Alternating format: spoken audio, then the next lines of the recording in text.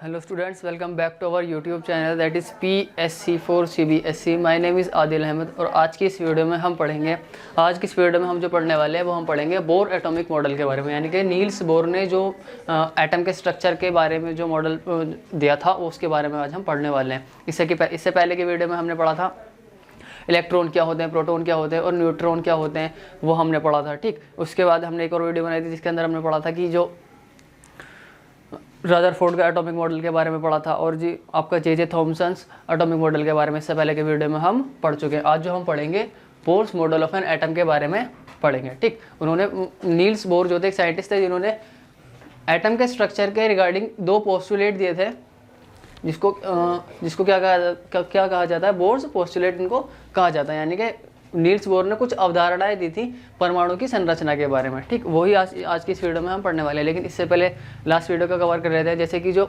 हमने last video में पढ़ा था जो रदरफोर्ड है, अर्नेस्ट रदरफोर्ड है, उन्होंने क्या कहा था, उन्होंने कहा था कि जो इलेक्ट्रॉन होता है वो सर्कुलर ऑर्बिट में चक्कर लगाता है। और ये क्या थी, लिमिटेशन थी उनके एटॉमिक मॉडल की।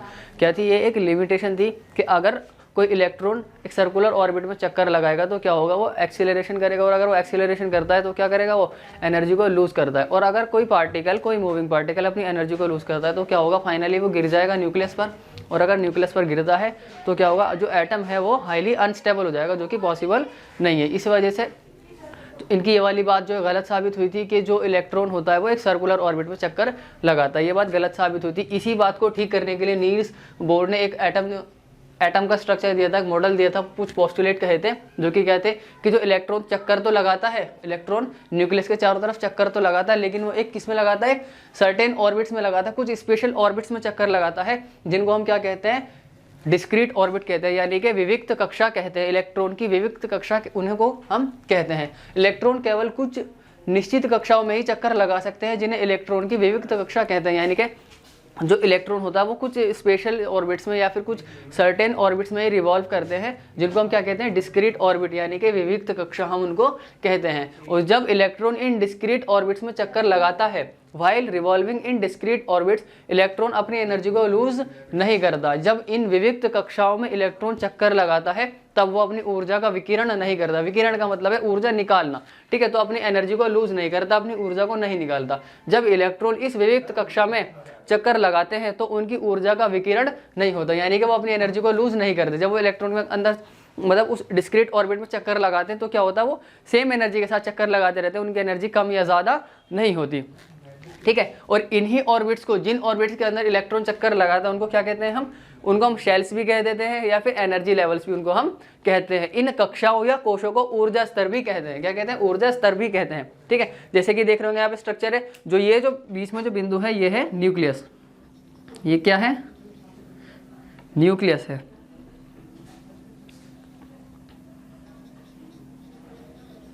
ये है न्यूक्लियस। ठीक, उसके बाद देखेंगे जो पहली शेल है, पहली कक्षा, वो क्या है, के शेल, दूसरी एल शेल, तीसरी एम शेल और चौथी जो है वो एन शेल है। यानी कि जो पहली शेल होती है उसका हम के से दिखाते हैं, number is equal to 1, n is equal to 1 का मतलब क्या है कि ये पहली शेल है, और एन इज इक्वल टू 2 लिखा, यानी कि ये क्या है, दूसरी शेल है। वैसे एम जो है वो तीसरी शेल है और एन जो है वो चौथी शेल है। ठीक है, ये ऊर्जा स्तर है, इस तरीके से अरेंज रहते हैं। ठीक है, इन्हीं के अंदर क्या होता है, इलेक्ट्रॉन घूमते हैं। इन्हीं शेल्स के अंदर जो KLMN शेल आपको दिख रही है, इन्हीं शेल्स के अंदर इलेक्ट्रॉन घूमते हैं। ठीक है, और इनको हम किससे दिखाते हैं, इनको लेटर से भी दिखाते हैं। यानी कि ये जो शेल्स होती हैं, these shells are represented by letter KLMN, या फिर नंबर से भी दिखाते हैं 1 2 3 4। ये जो शेल्स आप देख रहे हैं KLMN, इनको हम इन लेटर से भी दिखाते हैं, KLMN से भी दिखाते हैं, और दूसरे तरीका इनको 1 2 3 4 करके भी हम दिखाते हैं। एक पहली शेल हो जाएगी, 2 दूसरी, 3 तीसरी और 4 चौथी शेल हो जाएगी। ठीक है, फिर उसके बाद ये जो शेल है, ये तो हमको पता चल गया कि कुछ डिस्क्रीट ऑर्बिट्स होती है जिनके अंदर इलेक्ट्रॉन चक्कर लगाता है। वो डिस्क्रीट ऑर्बिट्स कौन सी होती है, KLMN, उनको हम से डिनोट करते हैं। यानी कि KLMN से या फिर 1 2 3 4 से हम उनको जो डिनोट करते हैं। इनको एनर्जी लेवल्स भी बोलते हैं। इतना तो हमको पता चल गया। ठीक, फिर उसके बाद जो इलेक्ट्रॉन होता है वो इन अलग अलग शेल्स में किस तरीके से डिस्ट्रीब्यूट रहता है, किस तरीके से जो है बटा हुआ रहता है कि इस शेल के अंदर इतने इलेक्ट्रॉन रहेंगे, इस शेल के अंदर इतने इलेक्ट्रॉन रहेंगे, ये कैसे पता चलता है। ठीक है, इलेक्ट्रॉन की अलग अलग शेल्स हैं तो इनके अंदर इलेक्ट्रॉन्स भी, नंबर ऑफ जो इलेक्ट्रॉन्स होते हैं वो भी अलग अलग डिस्ट्रीब्यूटेड रहते हैं। अब उनकी डिस्ट्रीब्यूशन के लिए दो साइंटिस्ट थे, बोर और बरी, बोर एंड बरी। इन्होंने क्या किया, इन्होंने कुछ रूल्स जो है बताए थे कि इन रूल्स के हिसाब से जो है किसी भी शेल के अंदर जो है नंबर ऑफ इलेक्ट्रॉन्स आप फिल कर सकते हैं। ठीक है, पहला क्या था कि जो distribution of electron in different shells, यानी कि जो अलग अलग शेल्स हैं उनके अंदर जो इलेक्ट्रॉन का डिस्ट्रीब्यूशन है वो किस तरीके से होता है, यानी कि जो विभिन्न कक्षाएं हैं उनमें इलेक्ट्रॉनों का वितरण, इलेक्ट्रॉनों का बंटवारा किस तरीके से होगा। तो distribution of electron into different shells of an atom was suggested by bore and बरी। तो दो साइंटिस्ट थे बोर एंड बरी, इन्होंने इस चीज को सजेस्ट किया था कि distribution of electron into different shells, किसने सजेस्ट किया था, बोर एंड बरी ने इसको सजेस्ट किया था। यानी कि परमाणुओं की विभिन्न कक्षाओं में इलेक्ट्रॉनों के वितरण के लिए बोर और बरी ने कुछ नियम प्रस्तुत किए थे, कुछ रूल बताए थे कि इन रूल्स के हिसाब से इलेक्ट्रॉन्स को डिस्ट्रीब्यूट किया जा सकता है अलग अलग शेल्स के अंदर। ठीक है, जो पहला रूल है कि ज़्यादा से ज़्यादा जो इलेक्ट्रॉन है, number of maximum number of electrons present in shell is given by formula 2n²। ठीक है, तो 2n² फॉर्मूला की मदद से हम किसी भी शेल के अंदर नंबर ऑफ इलेक्ट्रॉन निकाल सकते हैं कि इस शेल के अंदर कितने इलेक्ट्रॉन्स होंगे, किस फॉर्मूले के हिसाब से, 2n² के हिसाब से। ठीक है, किसी कक्षा में मौजूद अधिकतर इलेक्ट्रॉनों की संख्या को सूत्र 2n² से दर्शाया जाता है, जहां पर जो n है, ये जो n है ये क्या है, नंबर ऑफ शेल्स, यानी कि कक्षाओं की संख्या। नंबर ऑफ शेल्स क्या हो जाएगा, आपका n हो जाएगा, और उसके बाद आपको सॉल्व कर लेना। जैसे कि के शेल है, के शेल के अंदर हमको निकालना कितने इलेक्ट्रॉन होते हैं, तो सबसे पहले हम फॉर्मूला लगाएंगे 2n²। अब 2n² में 2 तो कांस्टेंट है, 2 ही रहेगा। नंबर ऑफ शेल है k, क्या n क्या है, नंबर ऑफ शेल, तो यहाँ पर k कौन सी शेल है, k पहली शेल है, तो n की जगह में 1 रख दूंगा और उसका स्क्वायर, तो 1 का स्क्वायर 1 ही रहेगा, 2 × 1 क्या हो जाएगा 2। तो के शेल में कितने इलेक्ट्रॉन्स आ सकते हैं, 2 इलेक्ट्रॉन्स आ सकते हैं। वैसे ही जो एल शेल है, एल शेल, तो यहाँ पर भी यही फॉर्मूला रखेंगे 2n²। ठीक, 2 तो 2 ही रहेगा, फिर उसके बाद n। अब नंबर ऑफ शेल एल कितने नंबर पर आती है, दूसरे नंबर पर, तो एल n की जगह रख देंगे यहाँ पर 2 और उसका स्क्वायर, तो क्या हो जाएगा 2 तो 2 ही रहेगा, और 2 का स्क्वायर क्या हो जाएगा 4, तो 2 दूनी 4। अब इसकी मल्टीप्लाई होगी, कितना हो गया 8। तो एल शेल में कितने इलेक्ट्रॉन्स आ सकते हैं, 8 इलेक्ट्रॉन्स आ सकते हैं ज़्यादा से ज़्यादा। ठीक, उसके बाद एम शेल में तो m की जगह, m कितने नंबर पर आती है, तीसरे नंबर पर, तो m शेल को 3 से रिप्रेजेंट कर सकते हैं। ठीक, फिर उसके बाद 3 का स्क्वायर, तो 2 × 3 का स्क्वायर क्या हो जाएगा 9, तो 2 × 18, 2 × 9 = 18। फिर उसके बाद आती है n शेल, जो n शेल है, n शेल को किस तरीके से दिखा सकते हैं, n शेल में भी फॉर्मूला लगाएंगे 2n²।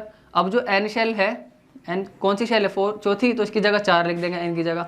अब क्या हो जाएगा इसका 2 × 4 का स्क्वायर क्या था 16, तो = कितना हो जाएगा 16 × 2 = 32, यानी 16 दूनी 32।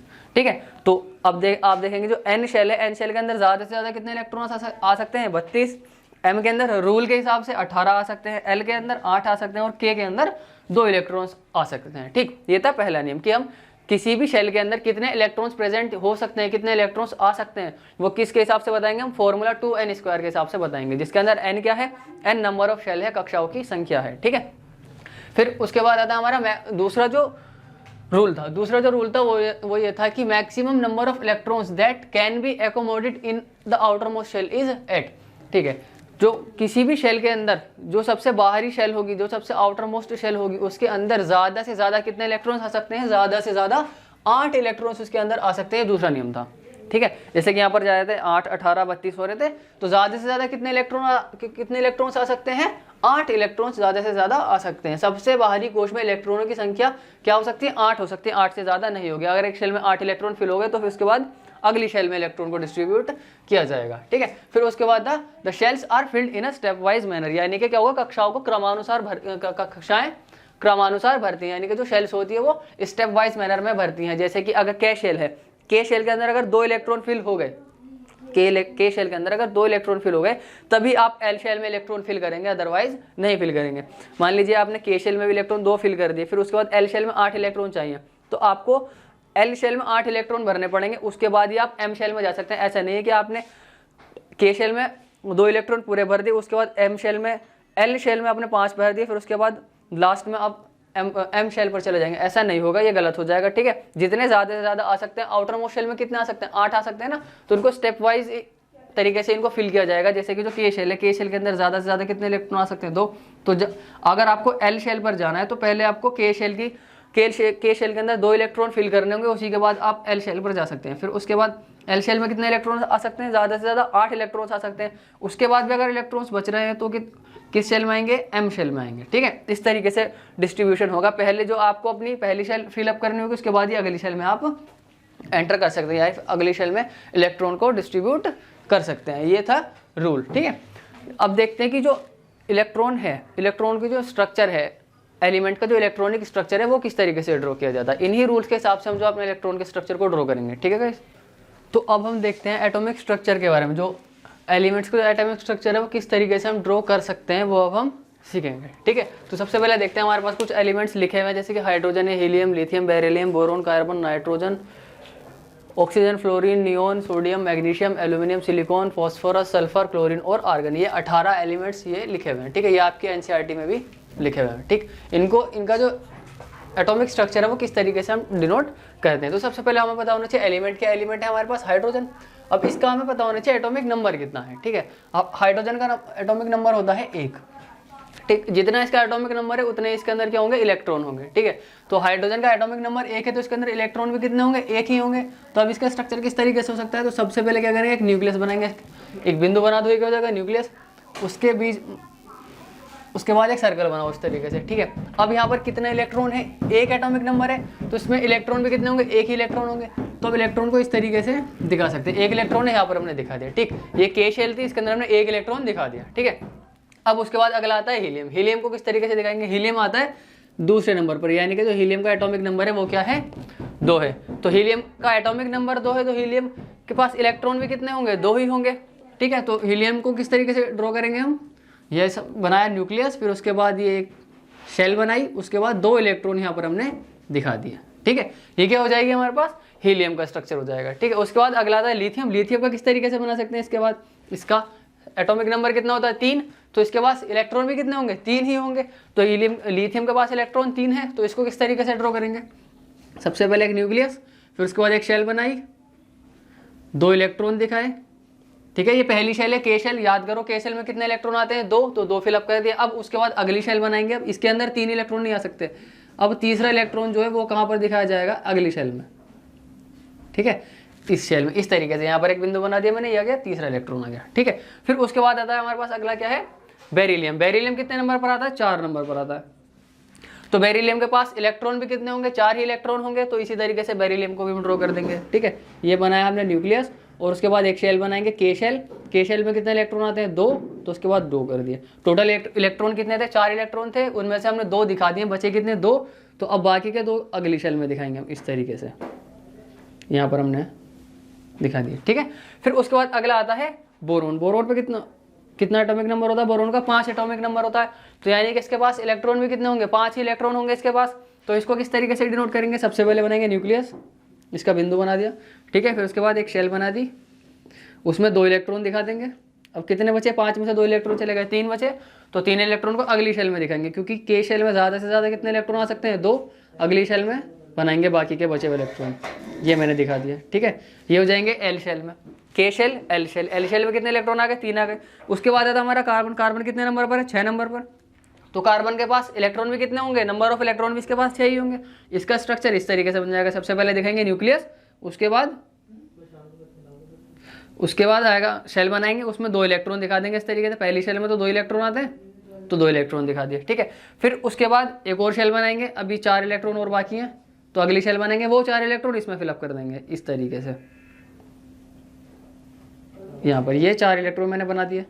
ठीक है, बिंदु बना दिया मैंने, 4 इलेक्ट्रॉन यहाँ पर दिखा दिए। ठीक है, ये किसका स्ट्रक्चर हो जाएगा, ये कार्बन का स्ट्रक्चर हो जाएगा। उसके बाद आता है अगला नाइट्रोजन। नाइट्रोजन को किस तरीके, नाइट्रोजन का नंबर होता है 7, एटॉमिक नंबर 7 है। तो नाइट्रोजन के पास इलेक्ट्रॉन भी कितने होंगे, 7 ही होंगे। नाइट्रोजन को किस तरीके से दिखाएंगे, सबसे पहले उसका न्यूक्लियस बनाया, नाभिक, फिर उसके बाद एक कक्षा बनाई, यानी कि एक शेल बनाया, उसमें कितने इलेक्ट्रॉन आ सकते हैं, 2।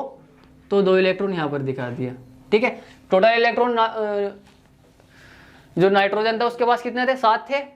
7 में से 2 इलेक्ट्रॉन आपने के शेल में दिखा दिए। अब बचे कितने, उसके पास 5 इलेक्ट्रॉन बचे। 5 इलेक्ट्रॉन हम अगली शेल में दिखा देंगे, इसमें 1, 2, 3, 4, 5, ये 5 इलेक्ट्रॉन इस तरीके से दिखा दिए। ये हो जाएगा नाइट्रोजन का एटॉमिक स्ट्रक्चर। फिर उसके बाद आता है ऑक्सीजन। ऑक्सीजन कितने नंबर पर आता है, 8 नंबर पर। तो ऑक्सीजन के पास इलेक्ट्रॉन कितने होंगे, 8 इलेक्ट्रॉन होंगे इसके पास भी।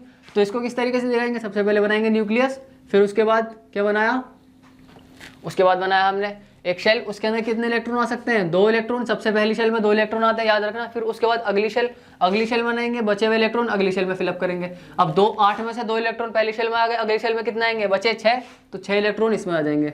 1 2 3 4 5 और 6 इलेक्ट्रॉन इसके अंदर आ गए, ठीक है। फिर उसके बाद ये ऑक्सीजन का एटॉमिक स्ट्रक्चर हो जाएगा। फिर उसके बाद अगला क्या आता है हमारे पास, फ्लोरीन का नंबर होता है 9, तो फ्लोरीन के पास इलेक्ट्रॉन भी कितने होंगे, 9 ही होंगे। इसको किस तरीके से डिनोट करेंगे, सबसे पहले दिखाएंगे न्यूक्लियस, उसके बाद एक शेल बनाई। पहली शेल में कितने आते हैं, 2 इलेक्ट्रॉन, तो 2 इलेक्ट्रॉन यहाँ पर फिल कर दिए। अब बचे कितने, 9 में से 2 इलेक्ट्रॉन इधर आ गए, बचे 7 इलेक्ट्रॉन। 7 इलेक्ट्रॉन को अगली शेल में दिखा देंगे। 1 2 3 4 5 6 और 7, ये 7 इलेक्ट्रॉन दिखा दिए। ये एटॉमिक स्ट्रक्चर हो जाएगा फ्लोरीन का, ठीक है। उसके बाद आता है नियोन कितने नंबर पर आता है, 10वें नंबर पर, यानी कि नियोन का एटॉमिक नंबर है 10। तो इसके पास नंबर ऑफ इलेक्ट्रॉन, यानी कि इलेक्ट्रॉन कितने होंगे इसके पास, 10 इलेक्ट्रॉन होंगे। तो इसका स्ट्रक्चर किस तरीके से ड्रॉ करेंगे, इसका स्ट्रक्चर भी सबसे पहले न्यूक्लियस बनाएंगे। उसके बाद पहली शेल में कितने इलेक्ट्रॉन आते हैं, 2 इलेक्ट्रॉन यहाँ पर दिखा दिए, ठीक है। फिर उसके बाद अगली शेल में कितने इलेक्ट्रॉन आएंगे, बचे कितने इस पर, 2 इलेक्ट्रॉन पहली शेल में आ गए, अब बचे कितने, 8 इलेक्ट्रॉन बचे। तो 8 इलेक्ट्रॉन अगली शेल में दिखा देंगे, जो एल शेल है हमारी, इसके अंदर 1 2 3 4 5 6 7 8, इस तरीके से 8 इलेक्ट्रॉन हमने डिस्ट्रीब्यूट कर दिए एल शेल के अंदर, ठीक है। ये हो जाएगा नियोन का एटॉमिक स्ट्रक्चर। फिर उसके बाद आता है हमारा सोडियम कितने नंबर पर आता है, 11वें नंबर पर। तो सोडियम के पास इलेक्ट्रॉन भी कितने होंगे, 11 ही इलेक्ट्रॉन होंगे। इसका स्ट्रक्चर किस तरीके से डिनोट बनाएंगे, सबसे पहले न्यूक्लियस, फिर उसके बाद एक शेल। पहली शेल में कितने इलेक्ट्रॉन, 2 इलेक्ट्रॉन, तो 2 इलेक्ट्रॉन यहाँ पर दिखा दिए। अब सोडियम के पास टोटल इलेक्ट्रॉन होते हैं 11 में से 2 इलेक्ट्रॉन हमने यहाँ फिल कर दिए, तो बचे कितने, 9 इलेक्ट्रॉन। तो अगली शेल बनाएंगे, अगली शेल में कितने इलेक्ट्रॉन आ सकते हैं, 8, तो इसके अंदर सिर्फ 8 ही इलेक्ट्रॉन ड्रॉ करेंगे। 1 2 3 4 5 6 7 8। जो एल शेल है इसके मैक्सिमम कैपेसिटी कितनी, 8 इलेक्ट्रॉन की। तो एल शेल में हम ज़्यादा से ज़्यादा 8 इलेक्ट्रॉन फिल करेंगे। उसके बाद एक और शेल बनाएंगे, अगर हमारे पास इलेक्ट्रॉन बचते हैं तो हम उसको अगली शेल में फिल करेंगे। कितने बचा, 1 इलेक्ट्रॉन बचा, उसको यहाँ पर लिख देंगे। गिन लो, 1 2 3 4 5 6 7 8 9 10 11, टोटल इलेक्ट्रॉन कितने हो गए, 11 हो गए। तो याद रखना, पहले जो के शेल है, के शेल के अंदर आते हैं 2 इलेक्ट्रॉन, एल में आएंगे 8, एम में भी आएंगे कितने, 8, और एन में भी कितने आएंगे, 8 आपको फिल करने हैं। अगर आपने के एल शेल में 8 फिल कर दिए, उसके बाद भी आपके पास इलेक्ट्रॉन बच रहे हैं, तो क्या करेंगे, हम अगली शेल की तरफ बढ़ेंगे, एम शेल की तरफ, जैसे मैंने किया है, ठीक है।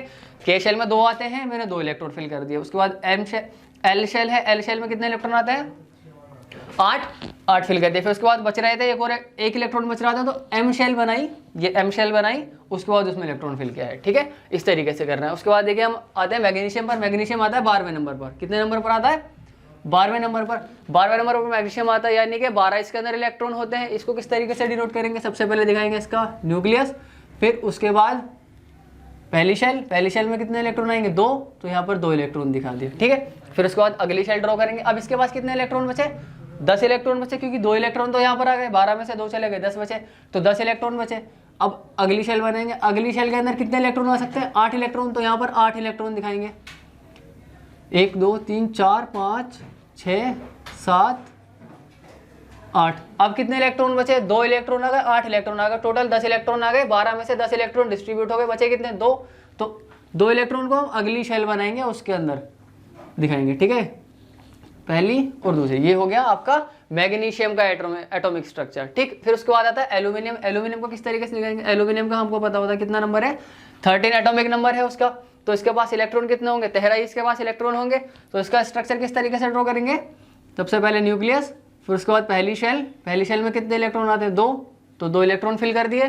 फिर उसके बाद अगली शेल बनाएंगे, अगली शेल में कितने आ सकते हैं, 8 इलेक्ट्रॉन। अगली शेल में आएंगे आपके 8 इलेक्ट्रॉन, तो यहाँ पर 8 इलेक्ट्रॉन फिल कर दीजिए। 1 2 3 4 5 6 7 और 8 इलेक्ट्रॉन आ गए। अब कितने बचे इसके पास, 13 इलेक्ट्रॉन थे, 2 इस शेल में आ गए, 8 इस शेल में आ गए, तो 10 इलेक्ट्रॉन जो टोटली डिस्ट्रीब्यूटेड हो चुके हैं। बचे कितने 13 में से, 3 इलेक्ट्रॉन बचे, वो 3 इलेक्ट्रॉन हम अगली शेल में डिस्ट्रीब्यूट कर देंगे।